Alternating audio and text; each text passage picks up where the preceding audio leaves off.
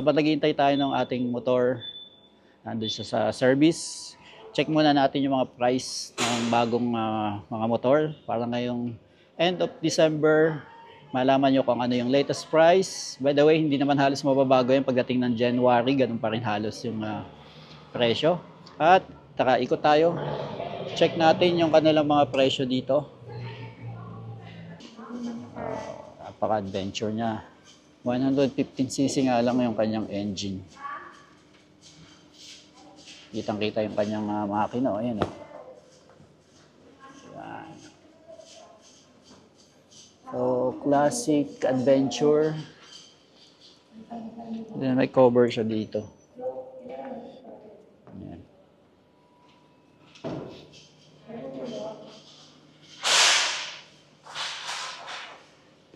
Yamaha PG1.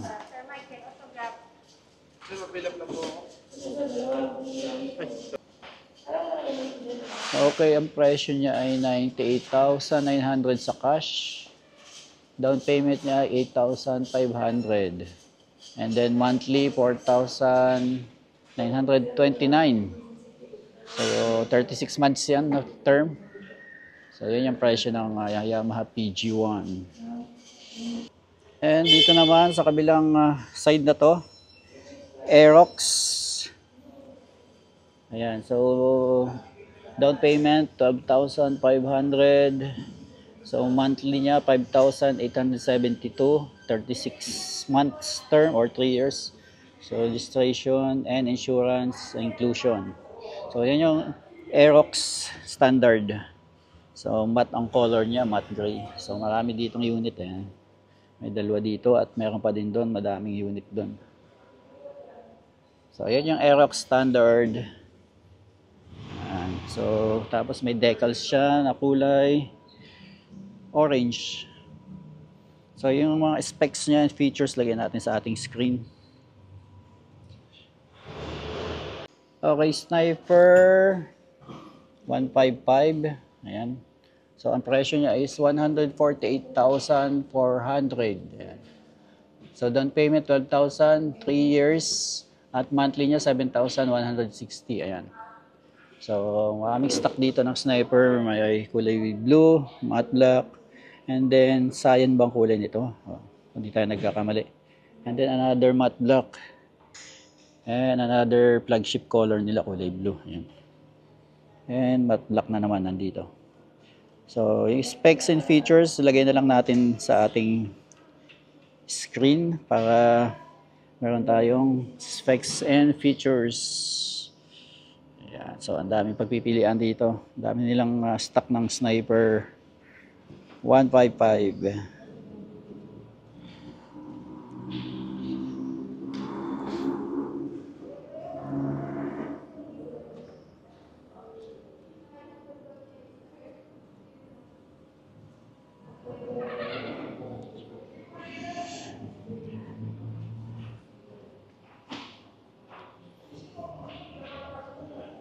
Yung NMAX, wala pa din yung turbo, ano? Yung lumang NMAX pa din, pero napakadaming unit. Ayan. So, lahat ng kulay nandito. Matte black. Tapos glossy na kulay blue, green, blue, then matte black ulit. Ayan. So, yung specs and features, lagay na lang din natin ulit sa ating screen. At yung presyo, nandito yung kanyang presyo. Ayan, nakapatong lang. And then, nakadikit pala siya. So, sa cash ay ano to? Bakit 313,000? So mali yung pagkakasulat niya. 135,000 siguro to. So double check natin. Kung di ako nagkakamali, 135,000 yan. And then down payment. Teka muna, big bike yata to. So nagkamali tayo, hindi yan kasi 313,000. Bakit nakadikit sa NMAX? Okay, fake news. Fake news yung presyo. Hindi yan NMAX. So yung presyo ng NMAX, hanapin natin. Walang nakalagay. Ayun. Yun guys. Kasi meron pa rin palang stock dito mga NMAX. Ayan.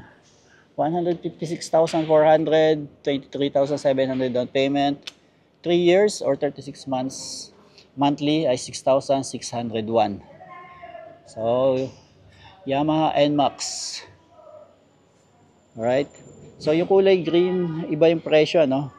Siguro standard yung isa at yung isa yung high-end. 154,000. Ayan, lapitan natin. Ayan. 154,400. 12,700 ang down payment.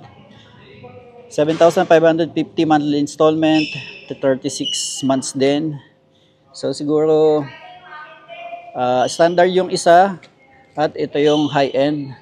Mas mahal siya ng 2,000 pesos. So yun lang naman yung difference and then kulay. Alright? So yun yung kanyang presyo.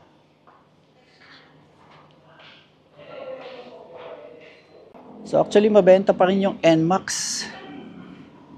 Yan oh. Gaya na no, may inilalabas ng NMAX. So mabenta pa rin ng NMAX. Yan. So ang ganda pa rin ng kulay niya. Actually ito yung gusto kong kulay. Matte black. Okay, ito yung nakita nating presyo kanina. Sa X-Max pala siya. 313,500 down payment, 63,000 monthly installment, 12,000, 36 months. So medyo malaki-laki yan, 12,000 pesos a month. Yes po. So ganda ng kulay nito guys. Parang matte gray pa din. So medyo lighter naman siya sa gray. So ang ganda. Ang ganda siya. Ang laki ng windshield. Cover na cover ang driver. Grabe, ang laki ng windshield. So yung body niya parang pang expressway. So ang lapad ng kanyang upuan. Ang ganda ng pagkaka-emboss ng pangalang X-Max. Ayan. So ang ganda ng kulay niya actually. May nakita akong copycat nito. Parang 150cc o 125. Anyway, siyempre iba naman yung ganitong genuine talaga na X-Max ano. Ayan. So ang laki ng gulong. Tapos dual suspension. Tingnan natin kung bukas yung ano. Oy, sarado, sayang.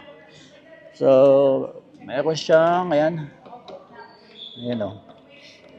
May knob din. So meron din siyang fob key. At ito, paano pagbukas nito? Para di natin mabuksan. Baka tayo makasira. Okay, wag na buksan. Yun. Ayan. So, maliit dito. So, wala dito yung ano. Ayan. Hindi ko alam kung para saan yung susi. So, meron siyang reflector guys, ano, para kita kung nakabukas ka. Makapansin mo. Try natin itong isa. Uy, hindi talaga siya nabubuksan. Ayan, baka tayo pagalitan, wag na. Ayan. So, ang laki ng kanyang ano, daming switch. Daming switches, tsaka button. May pass dito. Ayan. High beam, low beam, and then siguro ito sa mga control ng digital meter panel. Then signal. Engine switch, kill switch, starter. Ayan. Ayos. Ang ganda ng ano niya, oh. Grabe yung digital meter panel niya. Puro digital talaga lahat. Hindi lang natin makita kasi patay siya. Hindi pa siya naka-activate. So, ang ganda ng handlebar niya, guys. Ayan. Parang medyo maiksi yung manibela. Ewan ko, pero parang sa personal maiksi. Ang ganda ng side mirror niya, hindi pa siya mahigpit. Ayan. So, X-Max 2024. At ang ganda ng kulay. So, alam ko hindi naman nakaibago sa X-Max. Yung isa hindi pa nakakabit ang windshield. Ayan. Ayan. So, sa Miyu Gear, standard, down payment niya 8,500. Monthly installment, 3,904, 36 months, may rebate na 500 kapag updated ka or advance payment siguro. Registration insurance ang inclusion. Ayan, so marami din dito ang unit ng Mio Gear.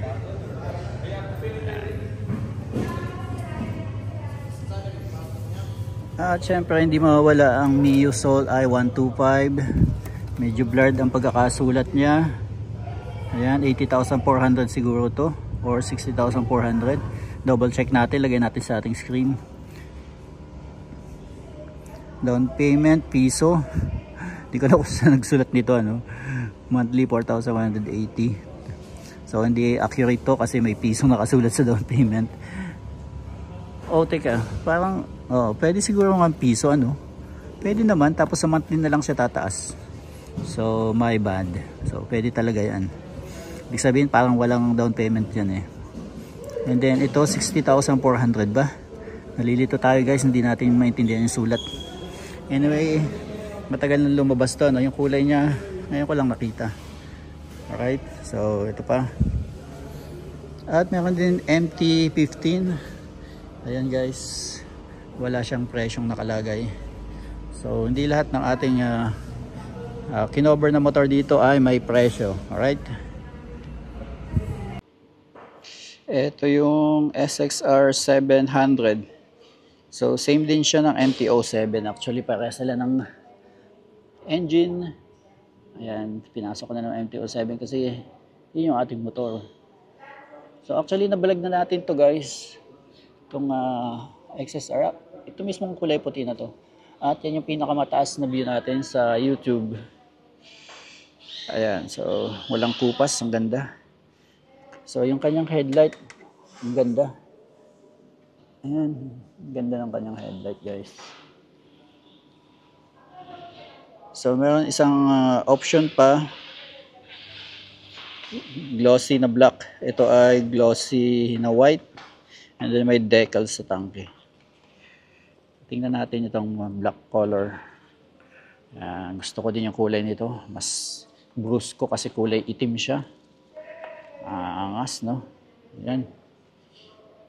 So sa presyo, ayan, 8888 lahat. So wala siyang presyo, no? Wala nakalagay na presyo. Ayan.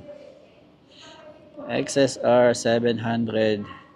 So sa mga gusto ay classic looking, ito yung kanyang hinahanap. May stock dito sa Yamaha Repsol. Grab nyo na.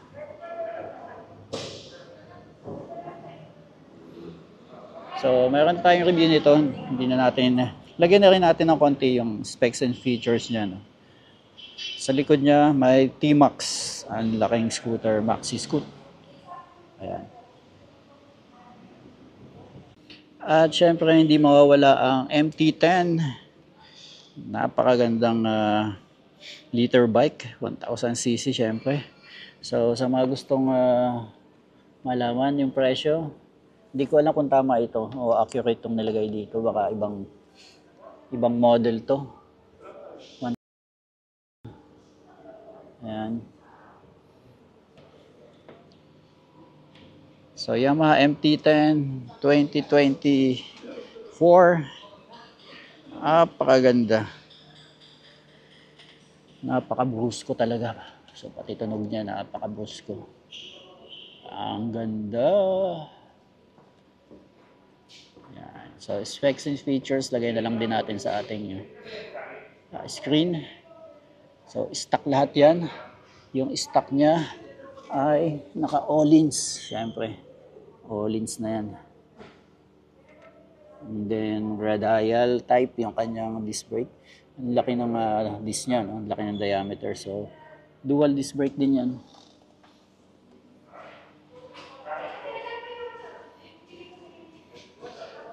MT-10 SP.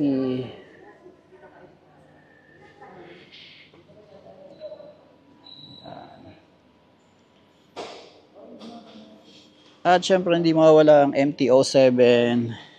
So 2023 or 2022 model to. Ito sana yung gusto nating kulay, no? Pero nung time na bumili tayo, walang ganito. And then I-realize ko na mas maganda pala ang black. Ayun yung black. So yan yung first choice color natin. Nung binili natin yung motor natin, naunahan tayo sa kulay na yan. Kaya ang naging color ng atin ay ganito din naman. gray, tapos kulay orange yung ating rim. So okay na din naman yun. So specs and features, lagay na lang natin din sa ating screen. So meron pa dito sa kabilang side na to. Ayan. So at marami pa ditong ibang mga motor. Mio gear at saka Mio, ayan, Mio i125. So ito naka-crates pa oh. So 125 siya. At punta natin yung Tenere 700. Ito kalalabas-labas lang talaga ngayon. Ayan, grabe. So ang engine nito ay halos same lang ng MT-07 at XSR. Ayan. Grabe, ang ganda. So, saan kayo nakakabili nito? Alam ko pwede ito sa ating motor, MT-07. Meron siyang plastic cover sa ano. Ayan, sa may cable ng clutch. So, sobrang taas lang dito guys para sa height natin na 5'5". Kulang na kulang ang height natin. It's either ibababa natin siya ng konti kasi hindi naman na tayo tatangkad. So, sa 5'5 guys, super tipto tayo dito. At alangad na yun para sa atin. Hirap tayo dyan. So, 2024 or 2025 to. Ayan yung kanyang ilaw. Siyempre, LED lahat yan. Talagay ng kanyang plate number. Uy, gumagalaw din pala to. Para sa ilaw ng plate number. Reflectorize, ayan. And then, siyempre, yung ilaw niya kagaya din ng MT-07. So, yung kanyang tambucho, silver yung kulay dito. Metal siya lahat, hindi siya plastic. Ayan, hanggang dito. Ayan. So, metal. May cover din dito sa side na to. Sa mismong pipe. At meron pa rin naman siyang angkasan. Ayan. Grabe, ang ganda ng kulay niya. Meron siyang decals dito. At yung kulay niya guys, hindi ko masabi kung anong kulay niya. Pero ang ganda. Matte siya, pati yung tanke niya. Ayan o. Grabe, ang ganda. So, dito tayo sa unahan. Yun oh. Apat yung kanyang ano. Tayo isa lang. MT-07 isa lang. So ito. Meron siyang apat na headlight. So high beam at low beam siguro. Ano? Hindi ko alam kung lahat pwedeng pagsabayin yan. First time lang natin i-vlog to. Hindi naman tayo expert. So yan oh. Handbrake. So ito hindi pa nakasetup. Puntahan natin yung isang motor doon. Yun yung nakasetup. So syempre disc brake siya. Dual disc brake, inverted fork. Grabe ang ganda. At naka Brembo na siya. Ayan guys, Brembo. At yung kanyang gulong, di tayo nagkakamali, is 21 inches yan. Ayan yung kanyang ilalim.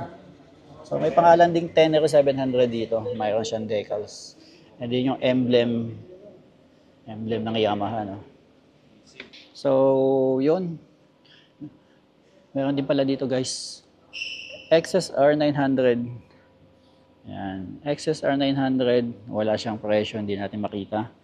Pero matagal lang unit ito. Tagal itong lumabas. Dinaanan lang din ang camera natin. Ganito yung T-Max. At ang pinakamalaki nila, pinakamataas na displacement, Tenere 1200, napakalaki niya. Grabe. So, ayaw kong sakyan. Baka makatumba tayo ng motor, mahirap na. Magka big bike ulit tayo ng bago, nahulugan. Ayan. At yun yung ating update para dito sa Yamaha Revzone Timog.